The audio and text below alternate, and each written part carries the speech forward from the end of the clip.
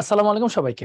আশা করি সবাই ভালো আছো, সুস্থ আছো, যে যেখানেই আছো। তো আজকে আবারও ভাইয়া চলে এলাম লেকচার 3 নিয়ে, যেখানে আমরা কেমিস্ট্রি ফার্স্ট পেপারের অধ্যায় 2 নিয়ে পড়বো, গুণগত রসায়ন ভার্সিটি মাস্টার ক্লাস। তো আজকের লেকচারে আমরা খুবই গুরুত্বপূর্ণ একটা টপিক পড়বো। এই টপিকটা কম বেশি আমরা ইন্টার লাইফে মোটামুটি পড়েছি বলা যায়, এবং এটার কিছু ডাউট থাকে, ওগুলো একটু ক্লিয়ার করার চেষ্টা করবো ইনশাল্লাহ। সো আজকে যে টাইপটা 5 নাম্বার টাইপ আর কি, সেটা হচ্ছে বর্ণালী মিতি, রিডবার্গ ধ্রুবক, ডি ব্রগলি সমীকরণ, শ্রোডিঞ্জার সমীকরণ, এই টাইপের জিনিসপত্র নিয়ে একটু পড়াশোনা করবো আর কি। হ্যাঁ, গুরুত্ব 3 স্টার কেন দেখতেই পাচ্ছ যে এই বছর ঢাকা বিশ্ববিদ্যালয় জিএসটি গুচ্ছ পরীক্ষা আর জাহাঙ্গীরনগর বিশ্ববিদ্যালয়ে এই বছরই প্রশ্নগুলো এসেছে। এছাড়াও দেখো ঢাকা ভার্সিটিতে দেখো প্রায় রেগুলারই কোশ্চেন গুলো আসছে, জিএসটিতে কিন্তু আসছে, এগ্রি গুচ্ছতে আসছে, রাজশাহী ইউনিভার্সিটিতে আসছে, জাহাঙ্গীরনগরে কিন্তু রেগুলারই আসছে, জগন্নাথে আসছে, চিটাগাং ইউনিভার্সিটিতেও রেগুলার আসছে। এছাড়াও রিটেনে দেখো ভাইয়া কি হয়েছে, রিটেনে ঢাকা ইউনিভার্সিটিতে কিন্তু আসছিল গত বছর, এছাড়া জগন্নাথেও কিন্তু আসছে। সো বুঝতেই পারতেছো, রিটেন হোক এমসিকিউ হোক, এই টপিকটা কিন্তু খুবই গুরুত্বপূর্ণ। হ্যাঁ, আচ্ছা, এবার আসি। প্রথমে যে স্লাইডটা তোমরা দেখতে পাচ্ছ, এখানে লেখা হচ্ছে দা ইলেকট্রোম্যাগনেটিক স্পেকট্রাম। এটার অর্থটা কি? মানে তড়িৎ চুম্বকীয় বর্ণালী আর কি, যেটাকে বলে। মানে তড়িৎ যদি এক্স অক্ষ বরাবর যায়, চুম্বক যদি ওয়াই অক্ষ বরাবর যায়, তাহলে তড়িৎ চুম্বকটা যাবে হচ্ছে জেড অক্ষ বরাবর। হ্যাঁ, এরকম আর তড়িৎ চুম্বক বর্ণালী বলে আর কি। তো এইটা আসলে উদ্দেশ্য কি আমাদের পড়ানোর, সেটাও বলতেছি। তার আগে এখানে ছোট্ট কয়েকটা ডিভিশন একটু দেখে নাও। হ্যাঁ, যে আমাদের এটা হচ্ছে দেখো অতি বেগুনি অঞ্চল, এখানে ইনফ্রারেড অঞ্চল, মাঝখানেরটা হচ্ছে দৃশ্যমান অঞ্চল, এইটুকু হচ্ছে দৃশ্যমান অঞ্চল। তারপরে এই পাশ থেকে বাড়তে বাড়তে কম্পাঙ্ক বাড়ে কার, দেখো মানে এখানে কি বাড়তেছে, তরঙ্গ দৈর্ঘ্য কার বাড়তেছে, রেডিও ওয়েভের সবচেয়ে বেশি, সবচেয়ে কম হচ্ছে গামা রেইজ। হ্যাঁ, আর এদের মধ্যে সম্পর্কগুলো আমরা আস্তে আস্তে করে ডিরাইভ করবো ইনশাল্লাহ, টেনশনের কোনো কারণ নাই। আচ্ছা, তার আগে দেখো এখানে একটা কথা লিখছে যে বৈশিষ্ট্য অনুসারে বর্ণালী দুই প্রকার। আচ্ছা, একটা হচ্ছে বিকিরণ, একটা হচ্ছে শোষণ বর্ণালী। আমি জিনিসটা একটু বুঝাই। হ্যাঁ, সে ফর এক্সাম্পল এখানে একটা সোর্স আছে, লাইট সোর্স। হ্যাঁ, এটা লাইট সোর্স আছে। এই লাইট সোর্সটা ধরো আমি এই পাশে নিয়ে আসলাম, এই পাশে নিয়ে আসলাম, এখানে একটা বক্স রাখলাম। সে ধরো এখানে তথ্য পাঠাইলাম এ বি সি ডি, চারটা তথ্য পাঠাইলাম। ও হচ্ছে এ তথ্যটাকে নিজের কাছে রেখে দিছে এবং বাকি পথ দিয়ে বি সি ডি কে নির্গত করে দিছে। তাহলে বলতো, আমি তো একজন অবজারভার, তাই না? অবজারভার মানে কি? প্রত্যক্ষদর্শী, আমি একজন দেখবো। তাহলে আমি কি দেখতে পারবো? আমি কি এ কে দেখতে পারবো? পারবো না। কিন্তু এ কিন্তু ও কি করে ফেলছে, শোষণ করে ফেলছে। আর বিসিডি সে কি করছে, বিকিরণ করে ফেলছে। তো মনে করো আমি যে চকলেটটা খেয়ে ফেলবো, সেটা তো আমার সামনে জন দেখবে না। সে কি দেখবে? আমার হাতে আর কি কি চকলেট বাকি আছে, তাই না? মানে এগুলো তো আমার এখনো রয়ে গেছে। তো জিনিসটা চিন্তা করো, যেটা খেয়ে ফেলবো বা শোষণ হয়ে যাবে, সেটাকে বলতেছি আমরা শোষণ বর্ণালী। এটা আমরা দেখতে পাই না। আর বিকিরণ যেই কারণে হয়, বিকিরণ বর্ণালী যেটা হয়, সেটা আমরা আসলে যারা অবজারভার, প্রত্যক্ষদর্শী, তারা আমরা দেখতে পাই। ঠিক আছে? আচ্ছা, এখন শোষণ বর্ণালী কখন হয় আর বিকিরণ বর্ণালী কখন হয়? শোষণ মানে কি? শক্তি শোষণ করা। শক্তি শোষণ করলে মানুষ কোথায় যায়? উপর স্তরে যায়, স্বাভাবিক। তাহলে নিম্ন স্তর থেকে উচ্চ স্তরে গেলে সেটা হয় কি? শোষণ বর্ণালী। বিকিরণ বর্ণালী কখন হয়? শক্তি ত্যাগ করা। শক্তি কখন ত্যাগ করব আমি? উপর শক্তি স্তর থেকে নিচে শক্তি স্তরে আসলে আমরা কি করব? শক্তি ত্যাগ করব। কারণ উপর শক্তি স্তরে শক্তি থাকে বেশি, নিচে শক্তি স্তরে শক্তি থাকে কম। এটা আমরা সিম্পলি জানি কোন ফর্মুলা দিয়ে। এই দেখো, ই এন, এন নাম্বার স্তরের শক্তি equal to minus 2.18 into 10⁻18 Z square by N square.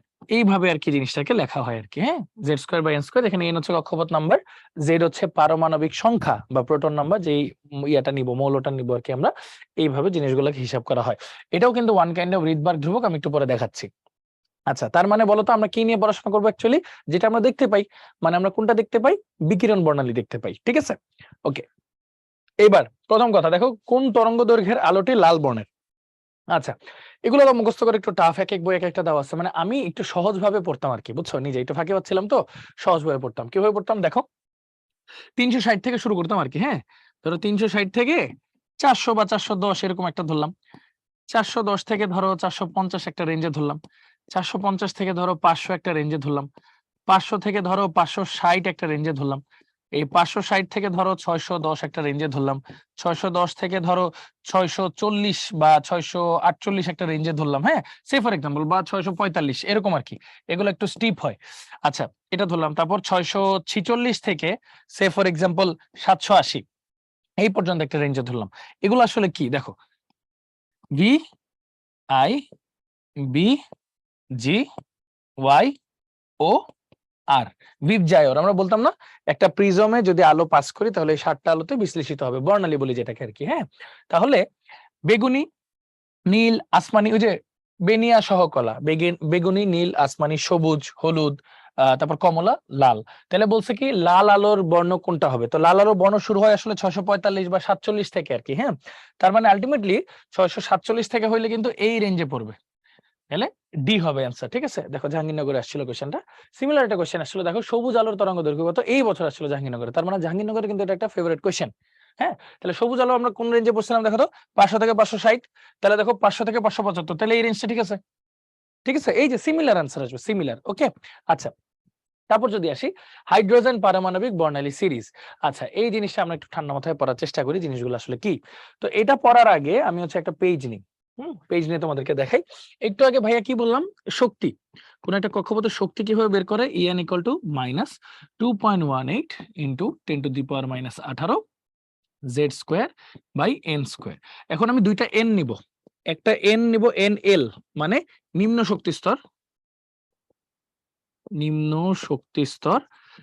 আচ্ছা, আরেকটা নিব NH, যেটাকে আমরা বলবো উচ্চ শক্তি স্তর, উচ্চতর শক্তি স্তর বা উচ্চ শক্তি স্তর, যেটাই বলো আর কি। হ্যাঁ, আচ্ছা এখন এই দুইটা জিনিস এরকম দুই ভাবে বসাবো আর কি। কিভাবে বসাবো দেখো, একটার নাম দিব ধরো ENL is equal to minus 2.18 into 10⁻18। আচ্ছা, এককটা কিন্তু জুল। হ্যাঁ, এককটা জুল যেহেতু শক্তি। আচ্ছা, minus 2.18 into 10⁻18 Z square divide by NL square. ঠিক আছে, এটা দিলাম 1 নম্বর ইকুয়েশন। আচ্ছা, এরপর নিলাম হচ্ছে ENH, হ্যাঁ উচ্চতর শক্তি স্তরের শক্তি বের করব, মাইনাস 2.18 ইন্টু 10⁻18 দিলাম হচ্ছে Z square by NH square.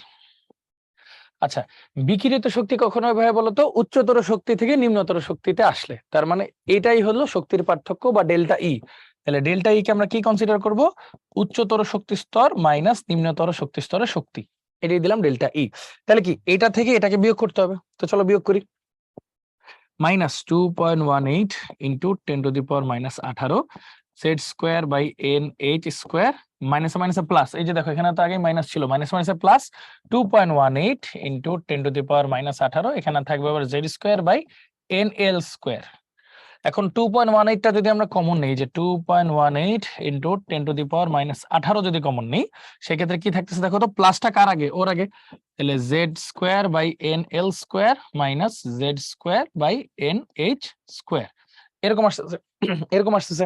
আচ্ছা, তাহলে এই জিনিসটা একটু পরের পৃষ্ঠায় আমি একটু লিখি, দেখো ডেল্টা ই ইকুয়াল টু আসতেছে আমার 2.18 into 10⁻18 into Z square by NL square minus Z square by NH square, এরকম আসলো। এখন আমি কি করবো, সুন্দর মতো জেড স্কোয়ারটাও কমন নিয়ে বাইরে ফেলে দিব। হ্যাঁ, তাহলে দেখো delta E is equal to 2.18 into 10⁻18 1 by NL square minus 1 by NH square Z square, এভাবে কিন্তু লেখা যায়। এইটাই কিন্তু অনেকটা সিমিলার একটা ইকুয়েশন আসতেছে। হ্যাঁ, এটা হচ্ছে শক্তির ক্ষেত্রে আমার কিসের মান, শক্তির ক্ষেত্রে হচ্ছে আমার ওই বর্ণালীর সমীকরণ আর কি। হ্যাঁ, এটাও কিন্তু একটা রিডবার্গ ধ্রুবক, যার একক হচ্ছে জুলে। হ্যাঁ, এটাও কিন্তু একটা রিডবার্গ ধ্রুবক শক্তির জন্য আর কি। হ্যাঁ, শক্তির জন্য একটা রিডবার্গ ধ্রুবক। সেম জিনিসটাকে যদি আমি ই মানে আমরা কি জানি বলতো, E is equal to HC by lambda, যেখানে H হচ্ছে প্লাঙ্কের ধ্রুবক, সি হচ্ছে আলোর বেগ। তাহলে ই আর ল্যামডার সম্পর্কটা কি উল্টা, তাহলে এই মানটা এখানে বসাই দিই। HC by lambda is equal to 2.18 into 10⁻18, এরপর যদি করি 1 by NL square minus 1 by NH square Z square. খেয়াল করো ভাইয়া, আমি যদি শুধু 1 বাই ল্যামডাটাকে রাখি, তাহলে HC টা নিচে ভাগ হয়ে যাবে, তাহলে 2.18 into 10⁻18 divide by HC, H হচ্ছে প্লাঙ্কের ধ্রুবক, C হচ্ছে আলোর বেগ। আচ্ছা, 1 by NL square minus 1 by NH square Z square, এভাবে কিন্তু লেখা যায়। তাহলে একটু খেয়াল করে দেখো তো ভাইয়া, এই জিনিসটাকেই যদি আমরা একটু ক্যালকুলেটরে করি আর কি, জাস্ট এমনি কথার কথা বললাম আর কি, এই 1 by lambda is equal to লেখা যাবে 1.097 ইন্টু 10⁻7, হ্যাঁ into 10⁻7 into 1 by NL square minus 1 by NH square Z square. এবং ফাইনালি যেহেতু আমি বলতেছি হাইড্রোজেনের বর্ণালী বলতেছি আমি, তাহলে সেই ক্ষেত্রে জেড এর ভ্যালু কত, 1, জেড এর ভ্যালু 1 বসায় দাও, তাহলে কি থাকলো 1 বাই ল্যামডা, যেটাকে আমরা আবার কাকতালীয় ভাবে বলি নিউ বার বা তরঙ্গ সংখ্যা। আচ্ছা, ইকুয়াল টু RH, এটার নাম হয়ে যাচ্ছে RH ঋৎবাক ধ্রুবক into 1/NL square minus 1/NH square. শেষ। এইভাবেই কিন্তু সূত্রগুলো আসছে। এই সূত্রের সাথে কিন্তু আমরা সবাই কম বেশি পরিচিত, যেখানে RH থাকে ঋৎবাক ধ্রুবক। এটা যদি তুমি মিটার পার মিটার এককে নাও, সেক্ষেত্রে 1.097 ইন্টু 10⁻7 পার মিটার এককে আসবে। আর এটা কিন্তু জুল, মানে এটা কিন্তু জুল এককে ঋৎবাক ধ্রুবকের মান। তো তুমি তোমার সুবিধা মতো যে কোনো একটা এককে শিখতে পারবে, কোনো সমস্যা হবে না ইনশাল্লাহ। ওকে, আচ্ছা তাহলে এটা গেল। এবার তাহলে একটু আগেই এই যে ওভারঅল সামারি, যেটা ভাই অবভিয়াসলি বলছিলাম আগে, যে এই যে ঋৎবাক ধ্রুবক যেটা, সেটা এখানে পার সেন্টিমিটারে দেওয়া, তোমরা চাইলে মিটারও নিতে পারো। সেটা হচ্ছে 1.097 ইন্টু 10⁻7 পার মিটার। হ্যাঁ, পার মিটারে আসবে। আচ্ছা, ওকে, তো এটা আমার ওভারঅল একটা রিভিউ। আচ্ছা, সেই ক্ষেত্রে হাইড্রোজেনের পারমাণবিক বর্ণালী সিরিজ যেটা, এটাতে আসলে কি আছে? তোমরা তো বলতে পারো ভাই হাইড্রোজেনের কক্ষপথ তো একটাই। শোনো, যে কোনো পরমাণুর কক্ষপথ হচ্ছে অসীম, যে কোনো পরমাণুর কক্ষপথ হচ্ছে অসীম, কিন্তু সেই স্থিতিশীল অবস্থায় কয়টা কক্ষপথ দখল করে সেটাই আমরা তার কক্ষপথ সংখ্যা ধরে নিই। যেমন হাইড্রোজেন কক্ষপথ দখল করে কিন্তু একটাই, 1s1। তো ওকে যদি আমি হিট করি, তাপ দিই, তাহলে ও কিন্তু আস্তে আস্তে শক্তি সঞ্চরণ করে দ্বিতীয় কক্ষপথ, তৃতীয় কক্ষপথ, চতুর্থ, পঞ্চম, ষষ্ঠ, সপ্তম এরকম যাইতে পারবে। তো এগুলোর বিভিন্ন নাম আছে। তো চলো একটু নামগুলো আমরা দেখি, যে একটু কয়েকটা এখানে দেখিনি। সেটা হচ্ছে, দেখো কি বলছে, লাইমেন, বামার, প্যাস্টেন, ব্র্যাকেট, ফান্ড, এই কয়েকটা নাম আছে আর কি। হ্যাঁ, যেখানে লাইমেনটা আমরা কোথায় বলি, N1 এর মান হচ্ছে 1, N1 মানে হচ্ছে, বুঝছো তো, NL মানে রেফারেন্স, যেটা না রেফারেন্স, কার সাপেক্ষে আমি উচ্চতর বলতেছি, NL এর সাপেক্ষে উচ্চতর বলতেছি। তো এখান থেকে যত নাম আমি উচ্চারণ করবো সবগুলো আসলে NL এর জন্যই প্রযোজ্য। হ্যাঁ, যে লাইমেন মানে প্রথম স্তরটা, তাহলে উচ্চতর শক্তি স্তর কত হবে, 2 3 4 5 6 এরকম। বামার মানে দ্বিতীয় শক্তি স্তর, তাহলে উচ্চতর শক্তি স্তর কত হবে, 3 4 5 এরকম। তারপর N2 মানে NH। আচ্ছা, পেস্টেন মানে হচ্ছে তৃতীয়, ব্র্যাকেট মানে চতুর্থ, ফান্ড মানে পঞ্চম, আর এটা আছে হামফ্রেস, যেটা 6 নম্বর বলি আমরা। এর মধ্যে শেখার একটা সহজ উপায় হচ্ছে, দেখো দৃশ্যমান অঞ্চলের মানে রশ্মিগুলো কি দিয়ে শুরু হয় বলতো, ভি দিয়ে শুরু হয়, বেগুনি, শেষ হয় কি দিয়ে, লাল দিয়ে। হ্যাঁ, দেখো আমি আর কি ফাইজলামি করে জিনিসটা বলতাম, যে বেগুনির চেয়ে একটু বেশি যদি বেগুনি হয়ে যায় তাহলে দেখা যায় না সহজভাবে। হ্যাঁ, তো এই জন্য তার আগের অঞ্চলটা হলো অতি বেগুনি, বেশি বেগুনি। হ্যাঁ, আর লালের পরে যেসব লাল আছে ওগুলাকে আমরা পাত্তা দিই না, মানে অবহেলা করি, তো ওই লালগুলাকে বলি অবলোহিত। এই যে এইভাবে কিন্তু জিনিসগুলোকে বলা যায়। হ্যাঁ, সহজভাবে সবকিছু আইডেন্টিফাই করা যায়। আচ্ছা, এরপর তাহলে চলো এই কোশ্চেনের অ্যান্সারটা একটু করি। লাল রশ্মির তরঙ্গ দৈর্ঘ্য 700 ন্যানোমিটার হলে এর তরঙ্গ সংখ্যা কত? আচ্ছা, একটু ঠান্ডা মাথায় চিন্তা করো, কি বলছে, 1/ল্যামডাই কিন্তু আসলে তরঙ্গ সংখ্যা। হ্যাঁ, তাহলে কি বলছে, 1/700 ন্যানোমিটার পার মিটার আনতে হবে। তাহলে 700 ন্যানোমিটার মানে হচ্ছে ইন্টু 10⁻⁹। হ্যাঁ, খেয়াল করো, 1 ন্যানোমিটার ইকুয়াল টু 10⁻⁹ মিটার, এইভাবে বলে আর কি। হ্যাঁ, মিটারে কনভার্ট করে নিলাম, তাহলে অ্যান্সারটা কি আসলো, পার মিটারে। হ্যাঁ, আচ্ছা তাহলে চলো জিনিসগুলো একটু হিসাব করি কি হইতে পারে। দেখো এখানে জিনিসটাকে একটু তোমাদের জন্য ভেঙে ভেঙে লিখি আমি। হ্যাঁ, এই 10⁻⁹ তো এটার আগে একটু ভেঙে লিখি, 7 ইন্টু 10⁻², 700 যেহেতু, ইন্টু 10⁻⁹, এখানে 1 পার মিটার। আচ্ছা, এরপর কি আসলো দেখো তো ভাইয়া, এখানে +2, এখানে -9, তাহলে কত হলো, -7। আচ্ছা, তাহলে 1/7 এটা উপরে চলে যাবে ইন্টু 10⁻⁷ পার মিটার। আচ্ছা, এইভাবে কিন্তু লেখা যায়, ঠিক আছে। ওকে, তো একটু খেয়াল করে দেখো তো ভাইয়া, এটাকে যদি আবার একটু সুন্দর মতো লিখি, ধরো একটা 10 সামনে নিয়ে আসলাম, তাহলে 10/7 যদি আনি, তাহলে এখানে একটা পাওয়ার কমে যাবে, 10⁻6, মানে বুঝছো তো, 10⁻7 মানে কি 7টা 10 গুণ আকারে আছে, তাই না, 7টা 10, তাহলে একটা 10 এভাবে লিখলাম আর 6টা 10 নরমালি লিখলাম। তাহলে এটা কাটাকাটি করো, 7 একে 7। হ্যাঁ, দেখো 10/7। হ্যাঁ, তাহলে 7 একে 7, আর কত থাকে, 3 3 না, একটা দশমিক দিলাম, তাহলে 30 হয়ে গেল। তাহলে 4 7 28, তাহলে 1.4 মানে 14 সামথিং কিছু একটা হবে অ্যান্সার। তাহলে দেখো এই যে 14 সামথিং কিছু একটা হবে অ্যান্সার। শেষ, দুইটা ঘরে গেলেই কিন্তু তোমার অ্যান্সার গুলো চলে আসতেছে। ক্লিয়ার, দুইটা ঘরে গেলেই কি হচ্ছে, অ্যান্সার গুলো চলে আসতেছে, একদম ইজি। আচ্ছা, তারপর আসি হাইড্রোজেন পারমাণবিক বর্ণালীর পেস্টেন সিরিজের জন্য কোনটি সঠিক, লাইমেন, বামার, পেস্টেন, লাইমেন, বামার, পেস্টেন 3। তাহলে N1 যেটা মানে NL ছোটটা হবে 3, তাহলে N2 যেটা NH সেটা হবে 4 5 6 ... তাহলে অ্যান্সার কি হবে ভাইয়া, 3 কোথায়, এই যে N1 3, এই দুইটার জন্যই ঠিক আছে, বাট N2 হবে তার চেয়ে বড়, তাহলে অ্যান্সার সি। ওকে, আচ্ছা তারপর হাইড্রোজেন পারমাণবিক বর্ণালীর কোন সিরিজটিতে দৃশ্যমান অঞ্চলে রশ্মি দেখা যায়? আমরা জানি একটাই দৃশ্যমান অঞ্চল, মানে বামার 2 নম্বরটা, তাই না? বামার 2 নম্বরটায় দেখা যায়। ওকে, তারপর আরেকটা কনসেপ্ট, সর্বোচ্চ শক্তি, সর্বনিম্ন শক্তি, সর্বোচ্চ কম্পাঙ্ক, সর্বনিম্ন কম্পাঙ্ক আর কত নাম্বার লাইন, এটা একটু বুঝাইতে হবে। তো চলো মানে ধীরে সুস্থে আর কি জিনিসগুলো একটু বোঝার চেষ্টা করি। ওকে, 1 মিনিট। ওকে, তো যেটা বলতেছিলাম, আমি যদি একটা চিত্র আঁকি, হ্যাঁ, খেয়াল করো, এটা ধরো নিউক্লিয়াস আঁকলাম আর কি, হ্যাঁ, ধরে নিলাম এটা হইলো আমার মানে NL, একটা কক্ষপথ আছে আমার, ধরো NL, হ্যাঁ, এখানে আরেকটা কক্ষপথ আছে ধরো NH, যেটা NL এর চেয়ে 1 বেশি, হ্যাঁ, NL+1, সে ফর এক্সাম্পল এটা 1 নম্বর কক্ষপথ, তাহলে এটা 2 নম্বর কক্ষপথ, এরকম আর কি। তো এটা হইলো আমার কেস 1, এটা হইলো আমার কেস 1। আচ্ছা, আরেকটা কেস যদি করি এরকম, যে এখানের আরেকটা NH নিলাম, যেটা অনেক দূরে, মানে ইনফিনিট বলা যায়, তাহলে 2টা কেস আঁকি। একটা ইলেকট্রন এখান থেকে এটুকু আসলো, আর একটা ইলেকট্রন এখান থেকে এটুকু আসলো, এই পুরোটা হচ্ছে কেস 2। তো তোমরা বুঝতেছই কোথায় বিকিরিত শক্তি বেশি, এত দূর আসছে, তাহলে শক্তিও বেশি লাগছে, তাই না? এখানে থাকবে আমার E ম্যাক্স, শক্তি ম্যাক্সিমাম, আর এখানে মাত্র পরের স্টেপ থেকেই আসছে, তার মানে এখানে শক্তিটা কি হবে? মিনিমাম।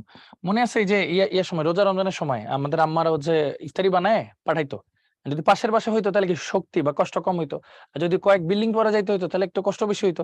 ওরকম আর কি, কয়েক বিল্ডিং পর গেছে তাহলে শক্তি লাগবে সর্বোচ্চ, পাশের বাসায় গেলে শক্তি লাগবে সর্বনিম্ন, এরকম আর কি। আচ্ছা, তাহলে একটু খেয়াল করো সবাই, মনোযোগ দিও।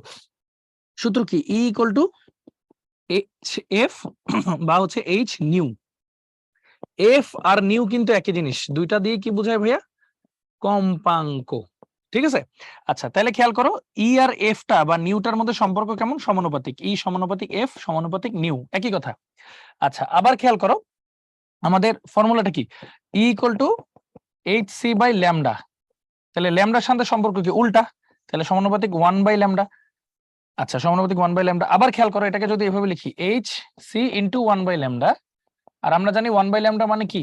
নিউ বার, নিউ বার মানে তরঙ্গ সংখ্যা, নিউবার মানে কি? তরঙ্গ সংখ্যা। তাহলে তরঙ্গ সংখ্যার সাথে শক্তির সম্পর্ক কেমন? সমানুপাতিক, তাহলে সমানুপাতিক তরঙ্গ সংখ্যা। তার মানে আমরা কি বুঝতেছি বলতো? যখন আমার কাছে কি থাকবে? ই ম্যাক্স থাকবে, হ্যাঁ, আমি এই পাশে লিখি, যখন আমার কাছে ই ম্যাক্স থাকবে তখন আরো কে কে ম্যাক্স? এফটাও ম্যাক্স, নিউটাও ম্যাক্স, মানে এফ আর নিউ তো সেম, নিউ বার মানে তরঙ্গ সংখ্যাটাও ম্যাক্স, আর তরঙ্গ দৈর্ঘ্য ল্যামডাটা হইব মিনিমাম, হ্যাঁ, ল্যামডাটা হবে হচ্ছে মিনিমাম, এটা হবে মিনিমাম। তাহলে এই একটা হবে মিনিমাম, একটা হবে মিনিমাম, আর বাকি সবগুলো হচ্ছে কি? ম্যাক্সিমাম। এই কেসটা কি হইতে পারে দেখো তো? এই কেসটা হইতে পারে হচ্ছে ই ম্যাক্স দিয়ে মনে রাখবা, ই ম্যাক্সে কি হয়েছিল? আমার NL যেটা ছিল, এটা হলো রেফারেন্স, মানে যে কক্ষপথের কথা বলবে সেটা। আর NH টা কি হবে বলতো? সর্বোচ্চ শক্তি কখন লাগবে? ইনফিনিট থেকে আসলে NH টা হবে ইনফিনিটি, শেষ। এরপরে কেস নাম্বার 2, কেস নাম্বার 1 আর কি, 2টা তো পড়লাম। 1 কি? ই লাগলো মিনিমাম, তাহলে এফ ও লাগবে মিনিমাম, তাহলে নিউও লাগবে হচ্ছে মিনিমাম, নিউ বারও লাগবে হচ্ছে মিনিমাম, কিন্তু ল্যামডা লাগবে ম্যাক্সিমাম, হ্যাঁ, কম শক্তিতে তরঙ্গ দৈর্ঘ্য সর্বাধিক। তাহলে এই কেসগুলো যদি খেয়াল করি, এইটুক হইলো মিনিমাম কেস, এটা হলো ম্যাক্সিমাম কেস। তুমি ই দিয়ে তুলনা করবা, শক্তি কখন সর্বনিম্ন লাগে? NL তো আমার রেফারেন্স, হ্যাঁ, NL তো আমার রেফারেন্স, আর NH টা তাহলে কি হবে বলতো? মিনিমাম শক্তি কখন? NL এর পরেরটা থেকে আসলে, তাহলে NL+1, NL+1, হ্যাঁ, এরকম আর কি। তো যদি একটু এক্সাম্পল দিই তোমাদেরকে, হ্যাঁ, সে ফর এক্সাম্পল আমি যদি বলি আমার রেফারেন্স হচ্ছে বামার, ধরো একটা প্রশ্ন আসলো যে বামারের সর্বোচ্চ ল্যামডা বের করো, এরকম একটা কোশ্চেন করলো। সর্বোচ্চ ল্যামডা মানে চাইছে কি? Lambda max. ল্যামডা ম্যাক্স মানে কি? ই মিনিমাম না ভাইয়া? ই মিনিমাম, তাই তো? এটা তো বুঝছো? ঠিক আছে, আমি তাহলে একটু 10 সেকেন্ড তোমাদের টাইম দিই, তোমরা একটু ভাবো ভ্যালুগুলা কি হবে NL এর আর NH এর। ওকে, এটা একটু ভাবো রিয়েল টাইম।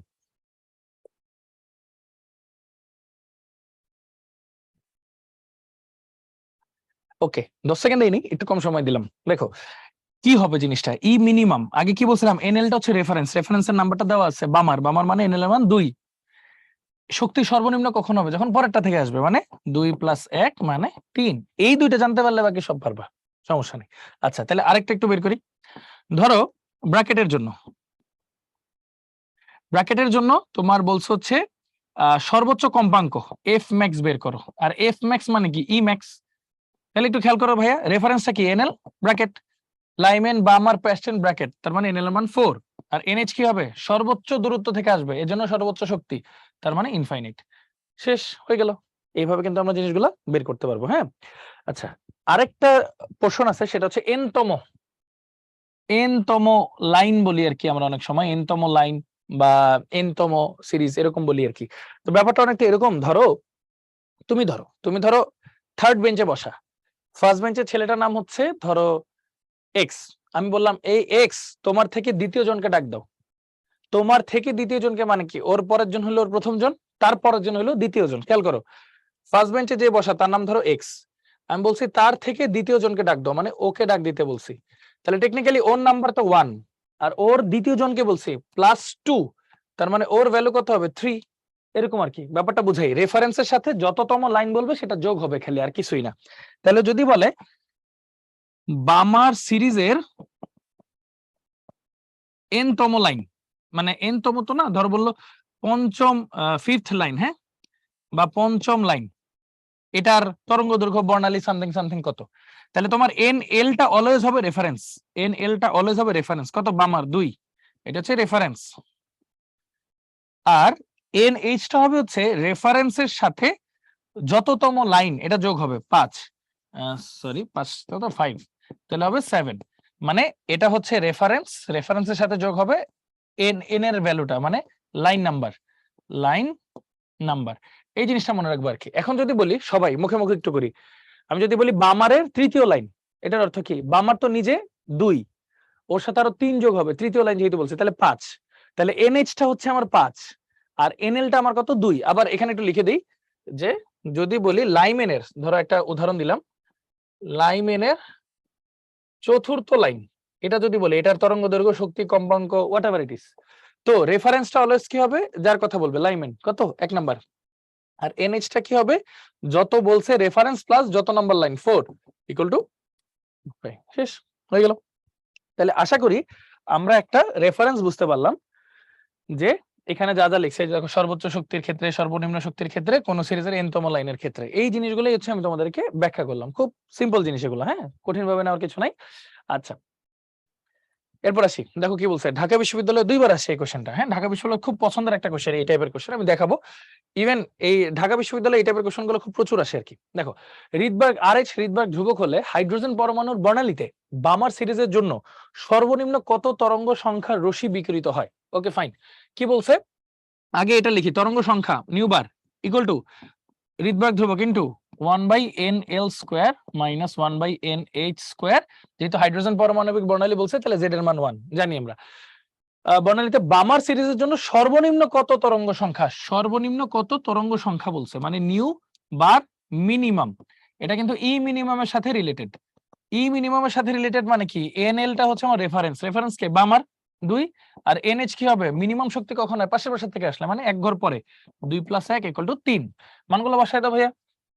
তাহলে এটা হবে মিনিমাম RH ইন্টু 1/2² মাইনাস 1/3², তাহলে কত হলো ভাই দেখো তো, RH ইন্টু 1/4 মাইনাস 1/9, তো RH ইন্টু খেয়াল করো 4 নং 36, 9 মাইনাস 4, তাহলে কত হবে 5/36 ইন্টু RH, তাহলে 5/36 ইন্টু RH, অ্যান্সার কিন্তু বি। দেখো খুব সিম্পল একটা কোশ্চেন, হ্যাঁ, মানে মানে পেশানোর কিছুই নেই, বাট দেখো এটা 2বার আসছে, ইজি না? আচ্ছা, এটা মানে আমার সময় আসছিল, আমারও ভর্তি সন ছিল 15-16 সাল আর কি, হ্যাঁ, এটা আসছে।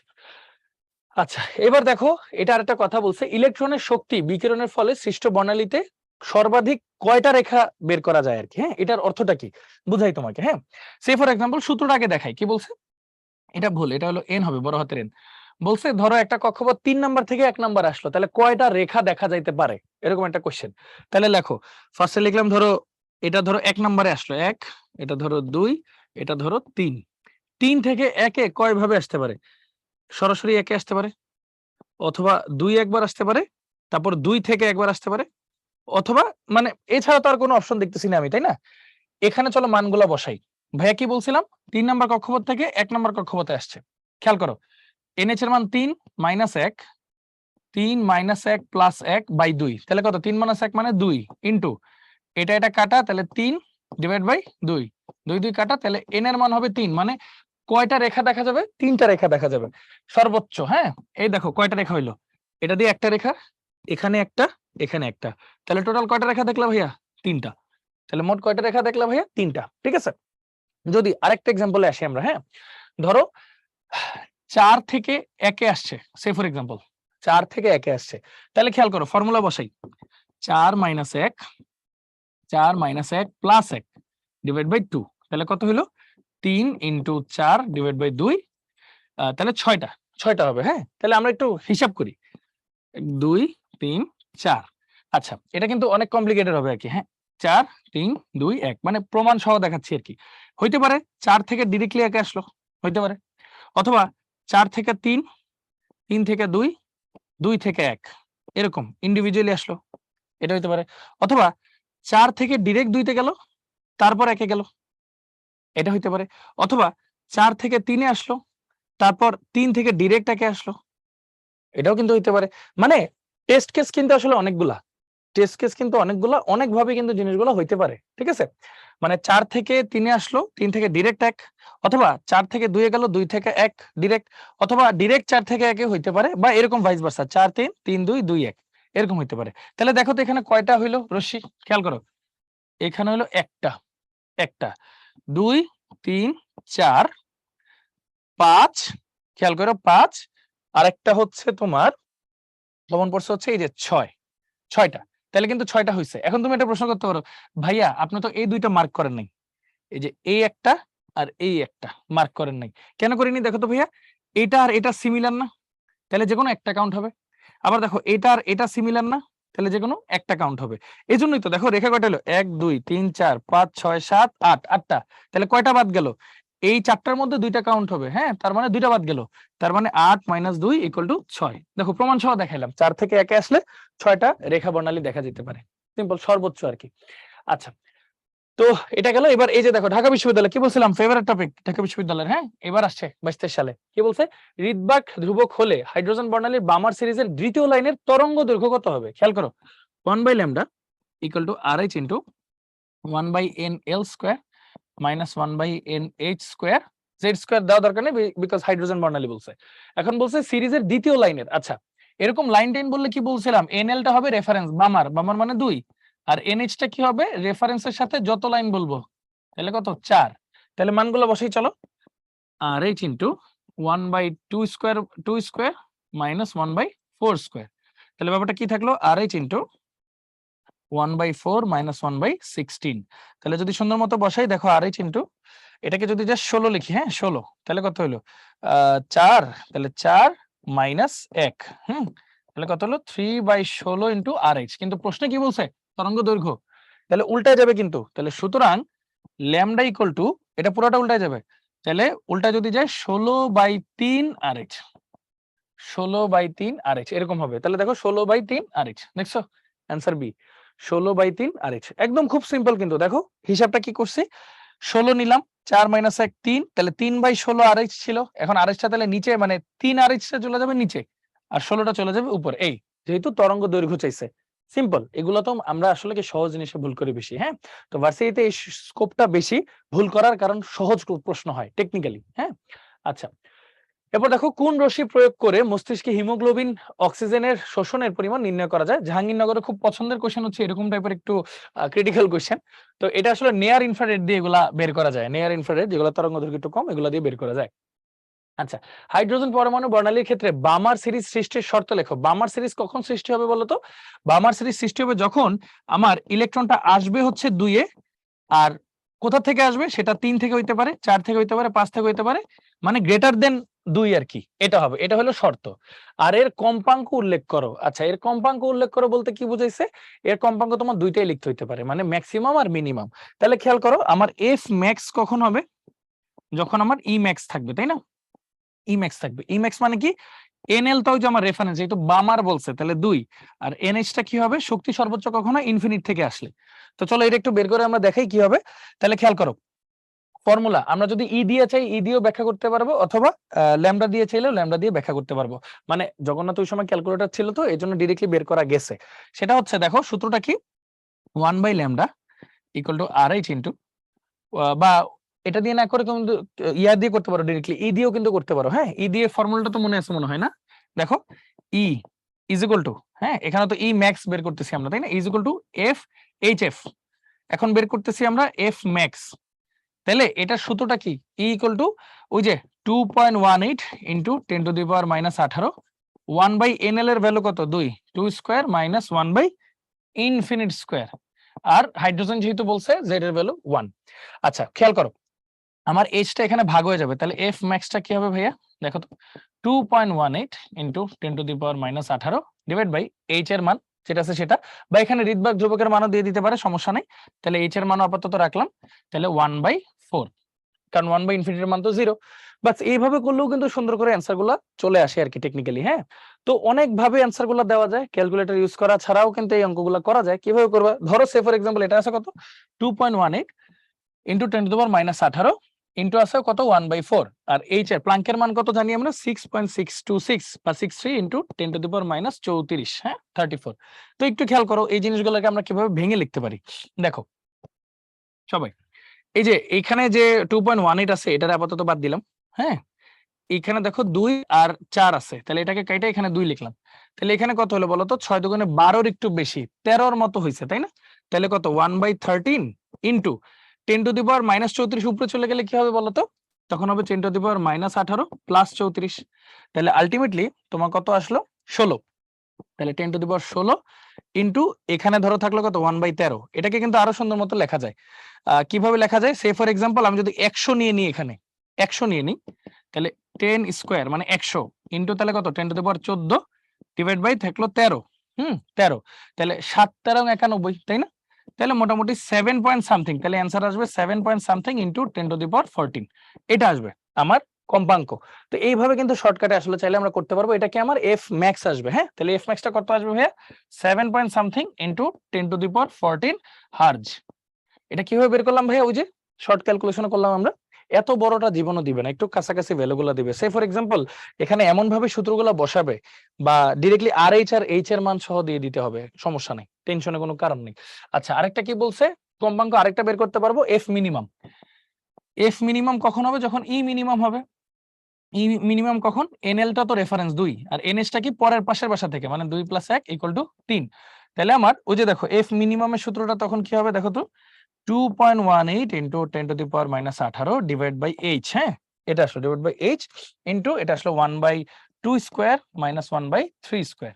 তো আলটিমেটলি কি আসছে দেখো তো, 2.18 into 10⁻−18 divide by H into 4 আর 9 তাহলে 36, তাহলে 9 - 4 মানে 5, এরকম একটা বিষয় আসবে আর কি আশা করি। তো বাকিটা ক্যালকুলেশন করে হয়ে যাবে। হ্যাঁ, তো এইভাবে হচ্ছে ওভারঅল আমরা আসলে হিসাবগুলা করতে পারি চাইলে, ঠিক আছে? আচ্ছা, সো ক্যালকুলেটর যেহেতু ছিল ডিফিকাল্ট ছিল, এখন আর এরকম কঠিন কিছু আসবে না, খুব সহজে জাস্ট এতটুকু রেখে দিলে ফুল নাম্বার পাওয়া উচিত, যেহেতু ক্যালকুলেটর নাই, টেনশনের কোনো কারণ নাই। আচ্ছা, সো চলো একটু আগে আমরা, ওকে এখানে কয়েকটা রশ্মির মান দেওয়া আছে দেখো, মহাজাগতিক রশ্মির ভ্যালু। হ্যাঁ, মানে সবচেয়ে ক্ষুদ্র আর কি, তরঙ্গ দৈর্ঘ্যের দিকে চিন্তা করলে, দেন গামা, দেন রঞ্জন রশ্মি, দৃশ্যমান আলো, অবলোহিত রশ্মি, রেডিও ও টেলিভিশন রশ্মি, অতিবেগুনি রশ্মি।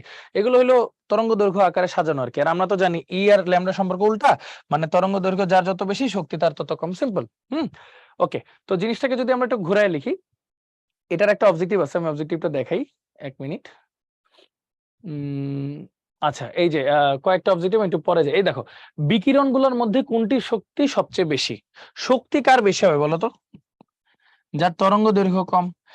এখন ইনফ্রারেড, ভিজিবল লাইট, মাইক্রোওয়েভ এগুলোর তরঙ্গ দৈর্ঘ্য কিন্তু আল্ট্রাভায়োলেটের চেয়ে বেশি, কারণ ইউভিটা আগে, তারপর ভিজিবল রেঞ্জ, মানে ইউভি আগে, তারপর ভিজিবল, তারপর হচ্ছে ইনফ্রারেড, তারপর হচ্ছে মাইক্রোওয়েভ, মানে এই চারটার মধ্যে আর কি। তাহলে সবচেয়ে মানে বেশি তরঙ্গ দৈর্ঘ্য যার, তার শক্তি হবে সবচেয়ে কম, আর যার তরঙ্গ দৈর্ঘ্য সবচেয়ে কম তার শক্তি হবে সবচেয়ে বেশি। তার মানে এখানে সবচেয়ে কম তরঙ্গ দৈর্ঘ্য কি আছে, ইউভি, তাহলে তার শক্তি হবে সবচেয়ে বেশি, তাহলে আল্ট্রাভায়োলেট হবে আমাদের অ্যান্সার, ঠিক আছে? ওকে, কয়েকটা অ্যান্সার একটু দিয়ে দিই আর কি কুইকলি। আহ এক মিনিট, আচ্ছা এই পাশ থেকে দিই। দেখো জাল পাসপোর্ট শনাক্তকরণে কোন রশ্মি ব্যবহৃত হয়? সবাই জানি ইউভি ইউজ করা হয়। পাশাপাশি দেখো রক্তের শ্বেতকণিকা বৃদ্ধি ও রোগ প্রতিরোধ শক্তি বৃদ্ধিতে, শোনো হিমোগ্লোবিন, অক্সিজেন এগুলো নিয়ে কাজ করে নিয়ার ইনফ্রারেড, আর শ্বেতকণিকা বৃদ্ধি রোগ প্রতিরোধ ইমিউন সিস্টেম নিয়ে কাজ করে ফার ইনফ্রারেড, হ্যাঁ যেগুলোর আরেকটু বড় পরিসর, ফার ইনফ্রারেড। এমআরআই যন্ত্রের সাহায্যে মানবদেহে যে রোগ নির্ণয় করা হয় সেক্ষেত্রে যেই আয়নটা বা যেই মৌলটা সবচেয়ে বেশি ইউজ হয় সেটা হচ্ছে হাইড্রোজেন। হাইড্রোজেন এছাড়াও আরো আছে, হাইড্রোজেন, কার্বন 13, ফ্লোরিন 19, এই তিনজন সবচেয়ে বেশি ইউজ হয় এই কেসে। ঠিক আছে, এটা সবসময় মনে রাখবা। আচ্ছা এটা তো দেখাইলামই। এটা দেখো এমআরআই প্রযুক্তিতে কোন বর্ণালীমিতিক পদ্ধতি ব্যবহার করা হয়? পদ্ধতি বলছে, পদ্ধতিকে বলা হয় এনএমআর। এমআরআই এর আগের নাম এনএমআর ছিল, নিউক্লিয়ার ম্যাগনেটিক রেজোন্যান্স। এই পদ্ধতিতে এমআরআই করা হতো, জিএসটি তে এই বছর আসছে কোশ্চেনটা। হ্যাঁ আচ্ছা, তো চলো একটু ডি ব্রগলিটা পড়াই ফেলি। আচ্ছা ডি ব্রগলির তরঙ্গ সমীকরণে আসলে কি বলছে? ডি ব্রগলির সমীকরণে বলা হয়েছে যে আমাদের যে আইনস্টাইনের তত্ত্ব কি E equal to HC by lambda, তাই না? আবার একটা ইলেকট্রনের ক্ষেত্রে ওই যে শক্তি, ভর শক্তি সংরক্ষণ নীতিটা কি বলে? Equal to MC square. তো এইভাবে যদি দুইটাকে সমান ধরে আমরা আগে ইলেকট্রনের ক্ষেত্রে কিন্তু বলতেছি, তাহলে সেই ক্ষেত্রে কি আসছে দেখো তো, একটা সি আর স্কয়ারটা কাটা, তাহলে H by lambda equal to MC. এটা হলো ভর, এটা হলো ইলেকট্রনের বেগ। তাহলে দেখো তো ভরবেগ কার থাকে? ভরবেগ এটাকে পি দিয়ে প্রকাশ করা হয় আর কি, বুঝছো? ভরবেগ কার থাকে? যার ভর আছে তারই বেগ আছে, মানে একটা কণা, এটা অবশ্যই একটা কণার বৈশিষ্ট্য। আর ল্যামডা তরঙ্গ দৈর্ঘ্য অবশ্যই কার থাকে? একটা তরঙ্গের থাকে। আচ্ছা তরঙ্গের বৈশিষ্ট্য, তার মানে দেখো তো ইলেকট্রনকে যখন আমরা দুইটা সূত্রের মাধ্যমে আনলাম তখন ইলেকট্রনের সূত্রের মধ্যে দুইটা ধর্মই প্রকাশ পাচ্ছে, একটা কণা ধর্ম, একটা তরঙ্গ ধর্ম। তার মানে ইলেকট্রনের কয়টা ধর্ম পাওয়া যায়? দুইটা ধর্ম, একটা কি কণা ধর্ম, একটা তরঙ্গ ধর্ম। ব্যাপারটা হচ্ছে অনেকটা এরকম, দেখো এই যে ইলেকট্রন গুলা তরঙ্গের মতো লাফালাফি করে, বাট একটা নির্দিষ্ট পজিশনে কণার মতো আপ ডাউন করে। ঠিক আছে, কণার মতো আপ ডাউন করে এরকম আর কি। মানে ওর দুইটা ধর্মই আছে, কণা ধর্ম প্লাস তরঙ্গ ধর্ম। ঠিক আছে এই আচ্ছা, যেখানে এইচ এর মান তো জানোই, প্লাঙ্কের ধ্রুবক 6.626 ইনটু 10⁻⁻³ জুল সেকেন্ড, কণা ধর্ম, তরঙ্গ ধর্ম। আর আরেকটা শর্টকাট বলে দিই, প্রতিটা কক্ষপথে এক একটা ইলেকট্রন একটা করে তরঙ্গ অতিক্রম করে। তার মানে 1 নম্বর কক্ষপথে একটা ফুল তরঙ্গ, 2 নম্বর কক্ষপথে দুইটা ফুল তরঙ্গ, 3 নম্বর কক্ষপথে তিনটা ফুল তরঙ্গ, এইভাবে অতিক্রম করে থাকে, মনে রাখবা আর কি। হ্যাঁ আচ্ছা দেখো প্লাঙ্কের ধ্রুবকের মান কত? 6.626 ইনটু 10⁻⁻³ জুল সেকেন্ড, এটা ঠিক আছে।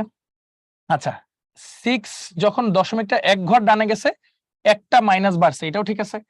এটা যখন আরেক ঘর ডানে গেছে তখন আরেকটা মাইনাস বাড়ছে, এটাও কিন্তু ঠিক আছে। সো আলটিমেটলি উপরে সবগুলাই ঠিকঠাক। ওকে, আবার নিচের কোনটি প্লাঙ্কের সমীকরণ? এই যে একটু আগে তো আমরা পড়লাম।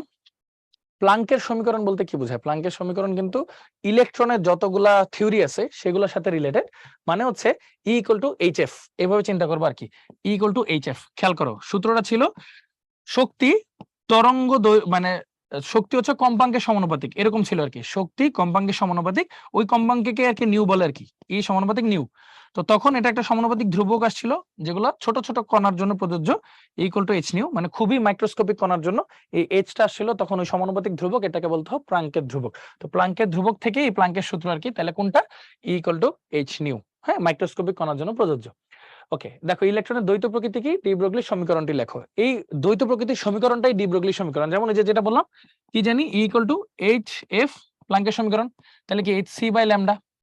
আবার ই ইকুয়াল টু আইনস্টাইনের সূত্র, ওই যে ভর শক্তি সংরক্ষণ সূত্র এমসি স্কয়ার, তাহলে H C by lambda equal to MC square, C C কাটা, তাহলে এমসি মানে ভরবেগ মানে পি, ভর আর বেগের গুণফল, আর এইচ বাই ল্যামডা এটা হচ্ছে তরঙ্গ ধর্ম, এটা কণা ধর্ম। একই সূত্রের মধ্যে দুইটাই পাওয়া যায়, তার মানে এটা ইলেকট্রনের দ্বৈত ধর্ম। আর এই সূত্রটাকেই বলা হয় কি? ডি ব্রগলির সমীকরণ। আর কি বলছিলাম, প্রতিটা কক্ষপথে একটা পূর্ণ তরঙ্গ দৈর্ঘ্য অতিক্রম করে, তার মানে 5 নাম্বার কক্ষপথে মোট কয়টা পূর্ণ করবে, তরঙ্গ দৈর্ঘ্য অতিক্রম করবে? 5টা। ক্লিয়ার সবাই? ওকে আচ্ছা এবার আসি শ্রোডিঞ্জারের তরঙ্গ সমীকরণ। ভার্সিটির ক্ষেত্রে এই জিনিসটা খুবই ইনসিগনিফিকেন্ট, এত বেশি ইম্পর্টেন্ট না, বাট একটু বুঝাই দিই। শ্রোডিঞ্জারের তরঙ্গ সমীকরণ দিয়ে আমরা অনেক কিছুই বের করতে পারি। এর মধ্যে সিগনিফিকেন্ট একটা ব্যাপার হচ্ছে এটা দিয়ে আমরা একদম ইলেকট্রনের 3টা অক্ষের সাপেক্ষে সূক্ষ্মাতি সূক্ষ্ম অবস্থান নির্ণয় করতে পারি, যার মধ্যে দুইটা জিনিস একটু জেনে রাখলেই ভালো। এখানে কয়েকটা জিনিস তো আছে, যেমন এম মানে ইলেকট্রনের ভর, ই মানে ইলেকট্রনের মোট শক্তি, ইউ মানে হচ্ছে ইলেকট্রনের স্থিতিশক্তি, তাহলে ই থেকে ইউ বাদ দিলে কি থাকে? গতিশক্তি। আচ্ছা এখানে সাই কি আর সাই স্কয়ার কি? তোমরা ভাইয়া ফিজিক্সের তরঙ্গের সূত্র পড়ছো না? ওই যে y equal to A sine omega T, তরঙ্গের সূত্র এই যে এরকম এরকম পড়ছো। ঠিক তেমনি সাইটা হচ্ছে একটা তরঙ্গ মানে ইলেকট্রনের জন্য একটা তরঙ্গ ফাংশন, হ্যাঁ, এটাও একটা ফাংশন, এই যে এরকম একটা ফাংশন, ঠিক আছে, এরকম একটা ফাংশন। আর এই যে এক্স ওয়াই জেড অক্ষের দিকে তরঙ্গের বিস্তার, মানে কোথায় বিস্তার হয়, এই যে ওয়াই এর মতো, ওয়াইও কিন্তু বিস্তার ছিল, তাই না? এটাই, জাস্ট ওয়াইটা হচ্ছে একটা অক্ষের দিকে হয়, আর সাইটা হচ্ছে তিনটা অক্ষের মধ্যে ওর বিস্তার বের করা যায়। আর সাই স্কোয়ারটা হচ্ছে ভাইয়া সম্ভাবনা, সম্ভাবনা বা প্রবাবিলিটি, মানে একটা জায়গায় ইলেকট্রন থাকার সম্ভাবনা বের করা যায় সাই স্কোয়ার করে। তাহলে বুঝো তো, একটা অরবিট, অরবিট মানে কি, প্রধান শক্তি স্তর, ওখানে তো ইলেকট্রন থাকবেই থাকবে, তাহলে ওখানে ইলেকট্রন থাকার সম্ভাবনা কত, 100%, তাহলে এটার মান হবে 1, ওইটার মান হবে কত, 1। এটা হলো অরবিটের ক্ষেত্রে।